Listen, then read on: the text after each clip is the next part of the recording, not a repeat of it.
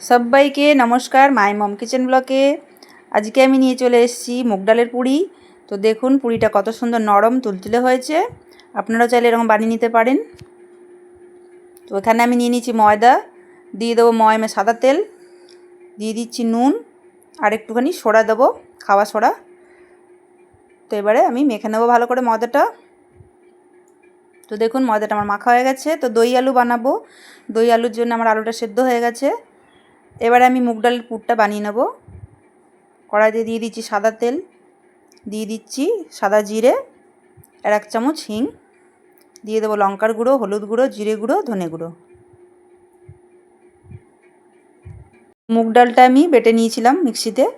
তো এবার এটা দিয়ে দেবো কড়াইয়ের মধ্যে, দিয়ে দিচ্ছি স্বাদ মতন নুন, দিয়ে ভালো করে এটাকে মিক্সড করে নেবো আমি। তো দেখুন মিক্স করা হয়ে গেছে আমার, এটা নামিয়ে নিচ্ছি, হয়ে গেছে। দিয়ে দেবো কড়াইতে সাদা তেল। তো এবার আমি লেচি কেটে নেব।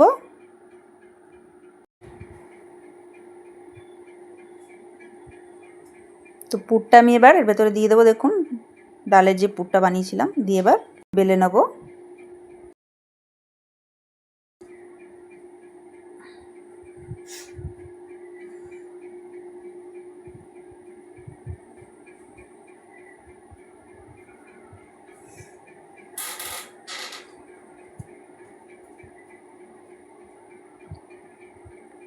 গরম হয়ে গেছে, এবার এক এক করে ভেজে নেব।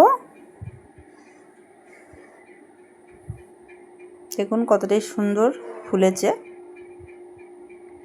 তো কচুরিগুলো আমার ভাজা হয়ে গেছে। এখানে আমি দই আলুটা বানাবো, তার জন্য দিয়ে দিয়েছি কড়াইতে সর্ষের তেল, দিয়ে দেবো 2টো তেজপাতা, একটা শুকনো লঙ্কা,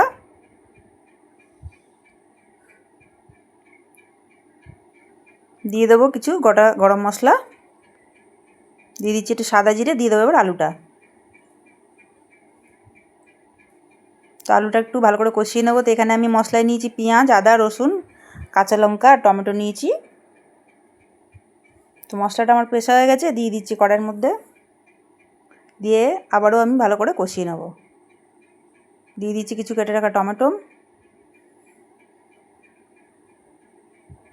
দিয়ে দেবো এবার কাশ্মীরি গুঁড়ো লঙ্কা, দিয়ে দেবো হলুদ, জিরে গুঁড়ো, ধনে গুঁড়ো, দিয়ে দিচ্ছি লবণ। তো ভালো করে এবার কষিয়ে নেব মশলাটা। মশলাটা যতটাই কষাবেন ততটাই টেস্টি হবে খেতে।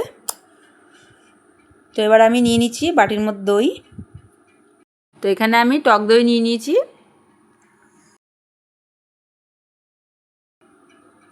তো দইয়ের মধ্যে এবার দিয়ে দেবো একটু হলুদ, জিরে গুঁড়ো, ধনে গুঁড়ো, একটুখানি লঙ্কার গুঁড়ো দেবো, স্বাদ মতন নুন দেবো, দিয়ে ভালো করে এটাকে ফাটিয়ে নেব চামচের সাহায্যে।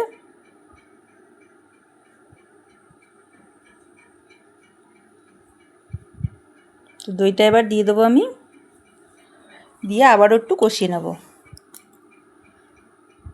দিয়ে দিচ্ছি পরিমাণ মতন জল। তো দেখুন এখানে ফুটে উঠেছে। এবার দিয়ে দিচ্ছি আমি কিছু কেটে রাখা ধনেপাতা। তো আপনাদের এরকম কার কার খেতে ভালো লাগে অবশ্যই কমেন্ট করবেন, লাইক করবেন, শেয়ার করবেন আর সাবস্ক্রাইব করে দেবেন। দেখুন এখানে আমার তৈরি হয়ে গেছে। কি দারুণ দেখতে লাগছে, দেখুন কালারটা কি সুন্দর এসছে তরকারির। তো রেসিপি দেখে যদি ভালো লাগে অবশ্যই লাইক, কমেন্ট, শেয়ার।